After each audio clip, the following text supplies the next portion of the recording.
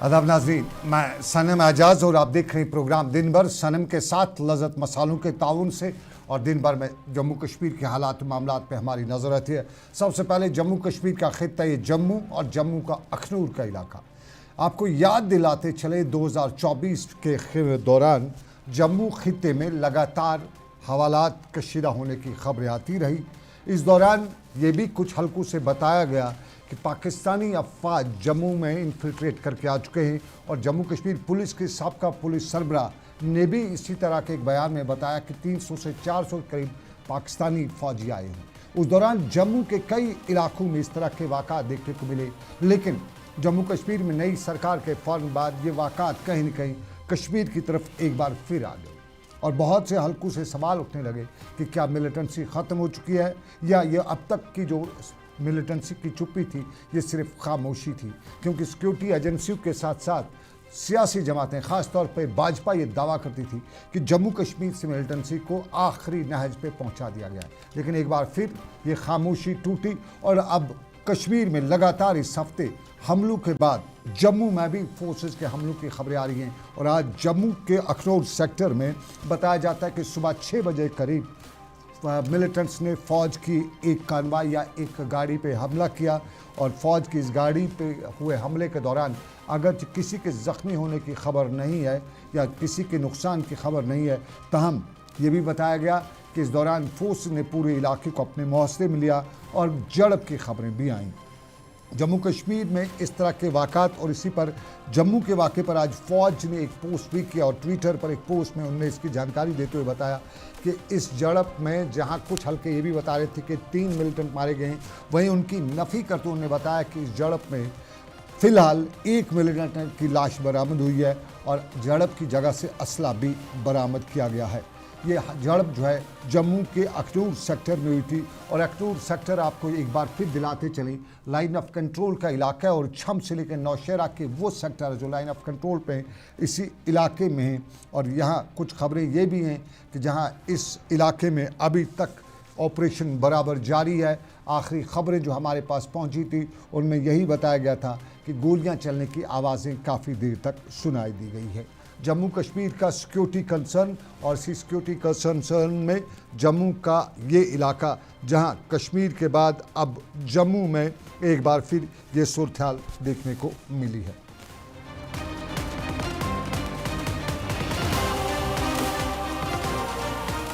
और ज़रा इंजीनियर रशीद का हाल अहवाल भी आपको बताते चले। इंजीनियर रशीद जनूबी शुमाली कश्मीर से इंतखाबात लड़े और वो भी जब वो जेल में थे और पार्लिमानी इंतखाबात में उन्होंने कुछ बड़े लीडरान को भी हरा दिया। लेकिन उन पे जो मामला अदालत में चल रहा है उसमें वो एक बार फिर आज दिल्ली की तिहाड़ जेल गए।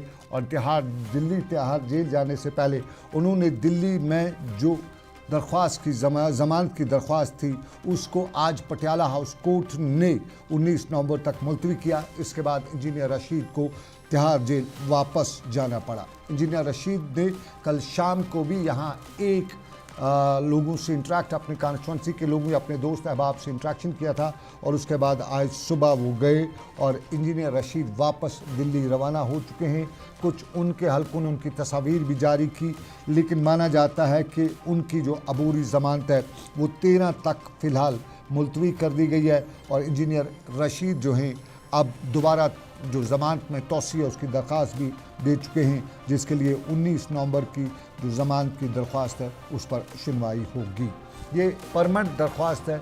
लेकिन इसके साथ साथ आपको बताते चले कि इंजीनियर रशीद ने कल भी और आज भी इस हवाले से जब बाहर दिल्ली वापस जा रहे थे तो एक बड़ी तकरीर ना कहें बल्कि जब वो अलविदा हो रहे थे तो अपने दोस्तों, अहबाब और अपने पार्टी कारकुनान से रूहान से अंदाज में मुखातिब भी हो रहे थे। वहीं इंजीनियर रशीद के भाई ने भी आज इसकी तस्दीक करते हुए बताया कि इंजीनियर रशीद फ़िलहाल 19 नवंबर तक जेल में ही रहेंगे। और उन्होंने कहा कि उनके गैर मौजूदगी में पार्टी को संभालने का काम उनके साथ दूसरे कई लीडरान भी करेंगे। और बारामूला और बांडीपुरा में उनके पार्टी के दफातर भी कायम हो चुके हैं।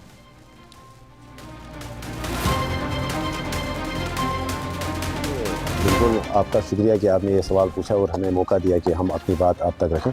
आज जो है इंजीनियर रशीद साहब की अबूरी ज़मानत जो है इंटरिम बेल वो आज ख़त्म हो रही थी और जो कोर्ट का ऑर्डर है उसकी तामीर करते हुए आज इंजीनियर रशीद साहब जो है वो पेश हुए हैं वहाँ, और वो फ़िलहाल जो है उनकी जो रेगुलर बेल है उसका जो फ़ैसला है या वो 19 तारीख तक डेफ़र की गई है।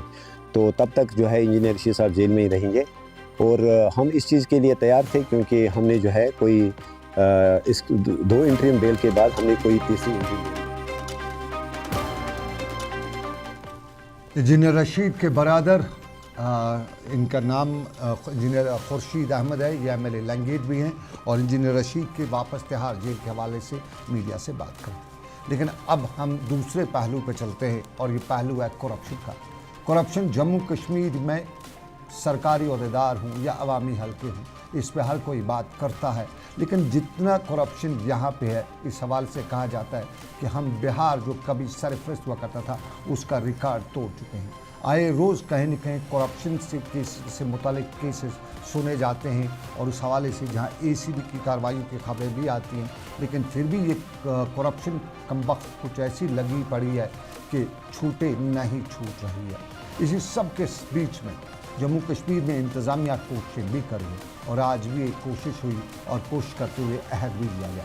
श्रीनगर में आज करप्शन के ख़िलाफ़ हफ्ता बेदारी जो मुनाक़द किया जा रहा है, उसमें आज अवामी खिदमात में दयानत और शफाफियत बख्शने के लिए काबीनी वज़रा, रुफ़का और इंतज़ामी सेक्रेटरीज़ ने श्रीनगर में आज इसका अहद किया, और आज अहद कराने वालों को अहद पढ़ाने वाले वज़ीर आला उमर अब्दुल्ला भी थे। श्रीनगर के सिविल सेक्रेटरीट की ये झलक, जिसमें इंतज़ामिया के अहदेदारों, इंतज़ामी सेक्रेटरीज़ और काबीनी रुफ़का जो मुरब्बला के, उन्हें आज अहद कराया गया करप्शन के ख़िलाफ़ लड़ने का। करप्शन के ख़िलाफ़ लड़ने का अहद तो किया गया, लेकिन इसी अहद के बीच में सवाल बहुत से हैं, और उनमें सबसे बड़ा यही है कि कानून में कहीं न कहीं अभी भी बहुत से लूप होल्स है। करप्ट आदमी को पकड़ा जाता है, करप्ट आदमी को रंगे हाथों गिरफ्तार किया जाता है, लेकिन रंगे हाथों गिरफ्तार करने के बाद ज़्यादा से ज़्यादा 9 दिन ही वो जेल में रह पाता है। 9 दिन बाद उससे बाज़ाब्ता तौर पे ज़मानत भी मिल जाती है, और फिर करप्ट आदमी सरकार के अदालत में या बाकी मामलात में केस चलता रहता है उसके ख़िलाफ़, लेकिन यहाँ वो अपनी ड्यूटी पे बराबर रहता है। और कई बार ऐसे लोगों को भी हम जानते हैं, देखा है, जिन पे करप्शन के केस में रंगे हाथों पकड़ा गया, लेकिन उनकी प्राइज पोस्टिंग भी की गई, वो इस दुनिया से चले गई, लेकिन केस चलता रहा, और कहीं पे भी कोई ऐसा वाक़ा नहीं हुआ जिसको देख के कोई इबरत का मुकाम हासिल करे। और माहिरीन से लेके आम शहरी की राय यही है कि जब तक करप्शन के ख़िलाफ़ सख्त कवानीन बनाए जाएंगे, तब तक ये करप्शन यहाँ ख़त्म नहीं होगा। फिर अक्सर हवालों से, अक्सर हल्कों से ये भी बताया जाता है कि करप्शन ऊपर से शुरू होता है। तो ऊपर से शुरू होते हुए जम्मू कश्मीर की इंतज़ामिया में सवाल बहुत से हैं। अगर ऊपर से शुरू होता है तो ऊपर वालों में से आज तक किसको पकड़ा गया है? अभी तक किसी की हिम्मत नहीं हुई है। जम्मू कश्मीर की एक गवर्नर ने एक करप्शन केस का खुद खुलासा किया था, लेकिन 2-4 दिन अखबारों में सुर्खी बनने के बाद वो करप्शन का केस कहाँ गया आज तक किसी को मालूम नहीं। और उस केस के साथ उस मामले में जो मुलाजमीन से पैसा वसूल किया गया था, वो भी आज तक उन मुलाजमीन को वापस नहीं दिया गया। ये वो मामला थे जिन पे आम आदमी से लेके शहर ख़ास व आम यही पूछना चाहता है कि अगर करप्शन के ख़िलाफ़ लड़ना है तो फिर कवानीन में तरमीम क्यों नहीं। वहीं आज जम्मू कश्मीर में भी करप्शन या एंटी करप्शन ब्यूरो ने विजिलेंस अवेयरनेस प्रोग्राम का इनेकाद किया था। प्रोग्राम में जम्मू कश्मीर विजिलेंस या एंटी करप्शन ब्यूरो के डायरेक्टर शक्ति पाठक ने बतौर मेहमान ख़ुसूसी शिरकत भी की, और प्रोग्राम में उनके साथ दूसरे अफसरान, ECB के अफसरान के साथ साथ सिविल इंतज़ामिया के दूसरे नुमाइंदों ने भी शिरकत की। प्रोग्राम में जम्मू से भी अफराद ने ऑनलाइन मोड के ज़रिए शिरकत भी की, और यहाँ रिश्वतखोरी की बात करते हुए बताया कि रिश्वतखोरी का ख़ात्मा करना समाज के हर फ़र्द की ज़िम्मेदारी है। और करप्शन केस के सिलसिले में शिकायत के लिए जहां ये भी बताया गया कि एंटी करप्शन ब्यूरो तनदेही के साथ काम कर रहा है, वहीं सवाल आज भी वही था कि एंटी करप्शन ब्यूरो अपना काम तो करता है, लेकिन लूप होल उसका क्या बनेगा। ताहम शक्ति पाठक, डायरेक्टर इंटेलिजेंस ब्यूरो, उन्होंने इस हवाले से बताया कि घबराने की ज़रूरत नहीं है, वक्त आ रहा है, बहुत जल्द नकेल सख्त कसी जाएगी।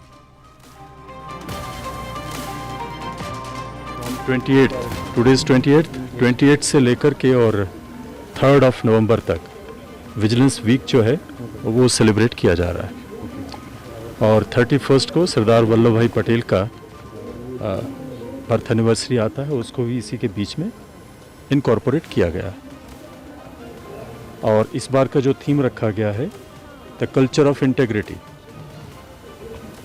ये इसका पूरा विजिलेंस वीक का थीम है।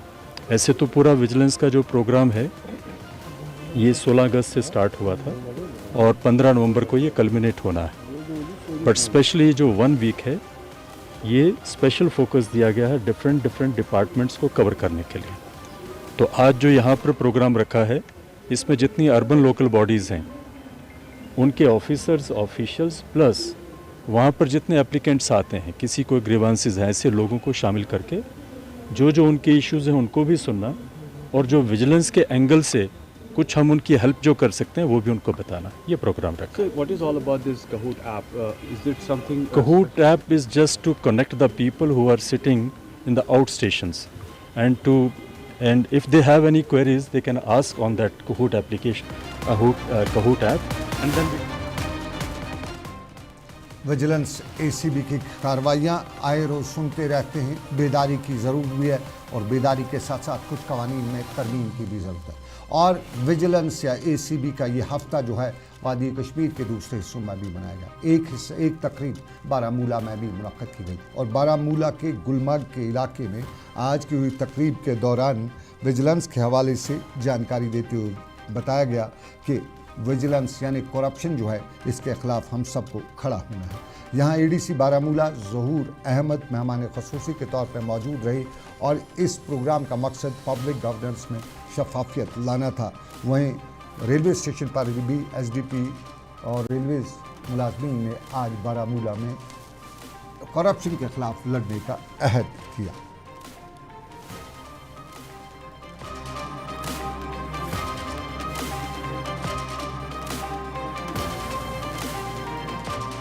मैसेज दी गई है कि आप करप्शन को हाथ नहीं लगाओगे, करप्शन को रोकोगे, आप अपने हिसाब से इसके खिलाफ कार्रवाई चलाइए। आप ये मैसेज पूरे आवाम तक, क्योंकि आप एक रिप्रेजेंटेटिव है और पूरे आवाम तक आप ये मैसेज पहुंचाओ कि करप्शन के खिलाफ एक मुहिम छेड़ी गई है।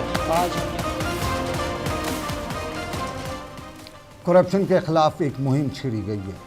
यही करप्शन कई जगहों पे ट्रांसफ़र का वजह भी बनता है और ट्रांसफ़र के हवाले से बहुत से लोग बताते हैं कि कई ऐसे महकमे हैं जहां करप्शन देके ट्रांसफ़र होती है। मुख्तलिफ महकमे में ट्रांसफ़र पॉलिसी नहीं है। एजुकेशन डिपार्टमेंट भी ट्रांसफ़र पॉलिसी तो है महकमे तालीम, लेकिन उस ट्रांसफ़र पॉलिसी पे अमल कितना होता है ये हम सब जानते हैं।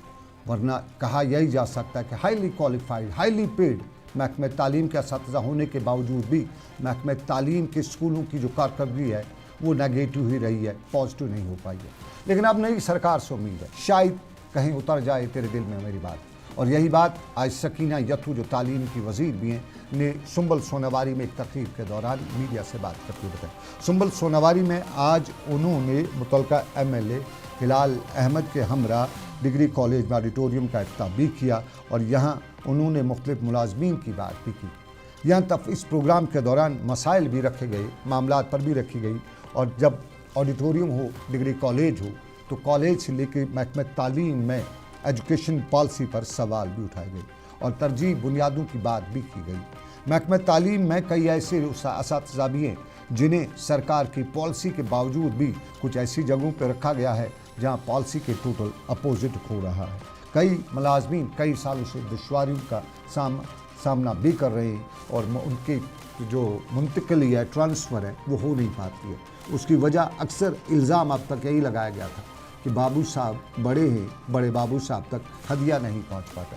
ताम आज सकीना यतू ने हदिये से लेकर दूसरे मामलात को पस पुश डालते हुए ये यकीन दिलाया कि सकीना यतू ट्रांसफ़र पॉलिसी ला रही है और इस ट्रांसफ़र पॉलिसी के दौरान हर किसी के हालात और मामलात का ख़ास ख्याल रखा जाएगा और एक ऐसी ट्रांसफ़र पॉलिसी होगी जिसका हक हर किसी को ऑनलाइन मोड के ज़रिए ही दिया जाएगा।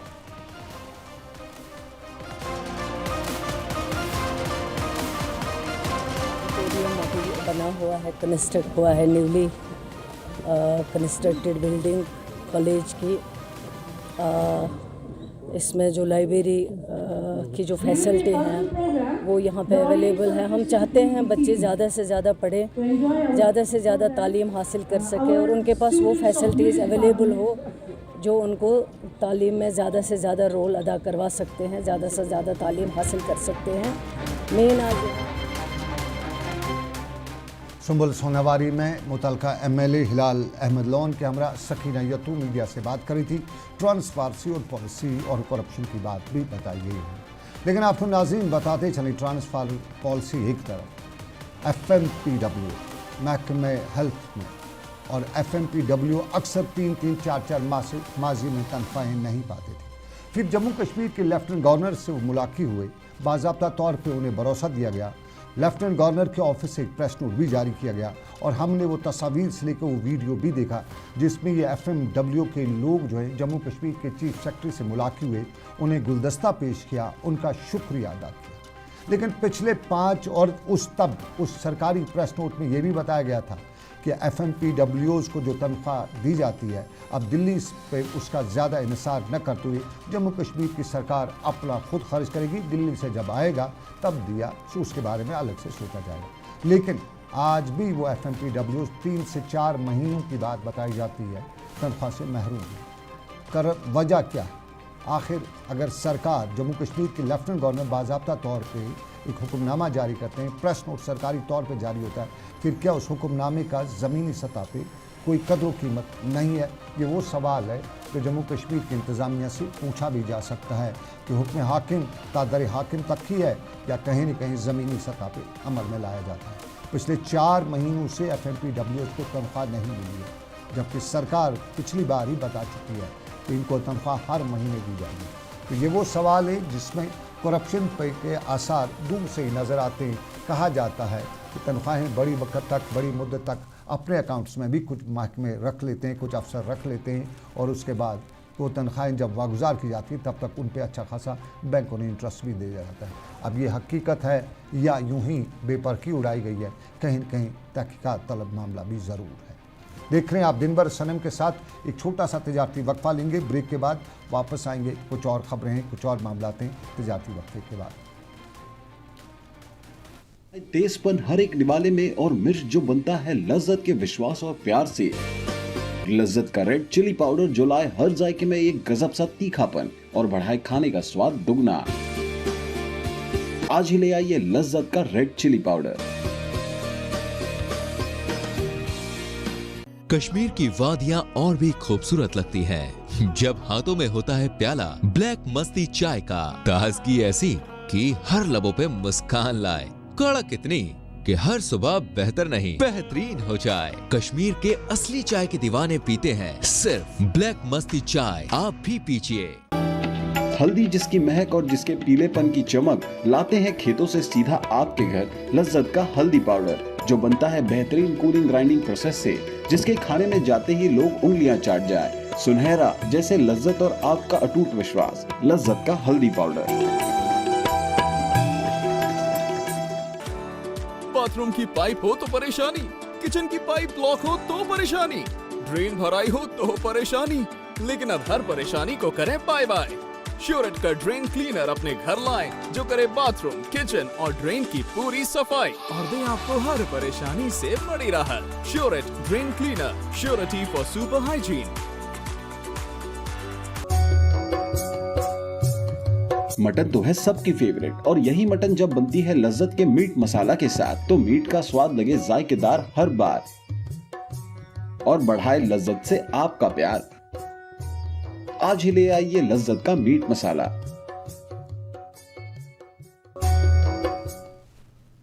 खुशामदीद आपका एक बार फिर दिन भर में। और आपको नाजरीन बताते चलें, गगनगीर का वाक़ा अफसोसनाक वाक़ा हुआ जिसमें गैर रियासती मजदूरों समेत बडगाम के रहने वाले डॉक्टर शाहनवाज की मौत भी वाक़ा हुई थी। जम्मू कश्मीर भाजपा के रियासती सदर रविंद्र रैना आज डॉक्टर शाहनवाज के घर गए और वहाँ उनके अहल खाना के साथ ताज़ियत भी की। इस मौके पर रविंद्र रैना ने मीडिया से गुफ्तगू करते हुए बताया कि यहाँ भी बहुत से लोग, कुछ लोग ऐसे हैं जो जम्मू कश्मीर में खून खराबा देखना चाहते हैं और इसके लिए सबको मिलकर लड़ना होगा। डॉक्टर शाहनवाज के वालिदैन से लेकर उनके बच्चे तक ताज़ियत करते हुए उन्होंने बताया कि दुख की घड़ी में वो उनके साथ शान बशाना खड़ा है।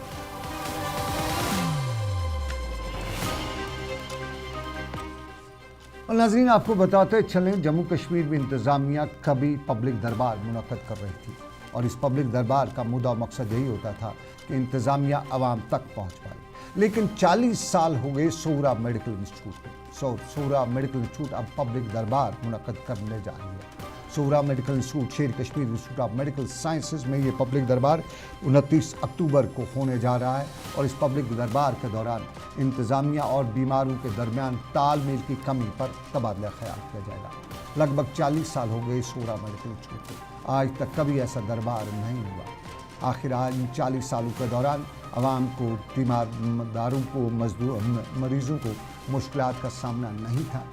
या आज सरकार व सोहरा मेडिकल इंस्टीट्यूट जागा। मेडिकल इंस्टीट्यूट सोहरा पहले ही सुर्खियों में रहा।